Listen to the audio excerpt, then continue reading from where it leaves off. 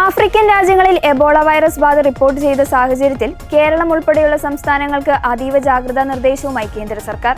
നിലവിൽ സംസ്ഥാനത്ത് രോഗഭീഷണിയില്ലെങ്കിലും മുൻകരുതൽ നടപടികൾ എന്ന നിലയിൽ ആശുപത്രികളും ദ്രുതകർമ്മ സേനയും സജ്ജമാകണമെന്ന് കേന്ദ്രം അയച്ച കത്തിൽ വ്യക്തമാക്കുന്നു. രോഗലക്ഷണങ്ങൾ കണ്ടുവരുന്നവരെ നിരീക്ഷിക്കാനും ചികിത്സ ഉറപ്പാക്കാനും താഴെ പറയുന്ന നടപടികൾ സ്വീകരിക്കാൻ കേന്ദ്രം ആവശ്യപ്പെട്ടിട്ടുണ്ട്.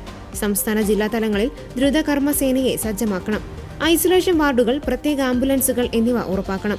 ആരോഗ്യ പ്രവർത്തകർക്കായി PPE കിറ്റുകൾ, മാസ്കുകൾ, മറ്റ് സുരക്ഷാ ഉപകരണങ്ങൾ എന്നിവ മുൻകൂട്ടി ശേഖരിക്കണം.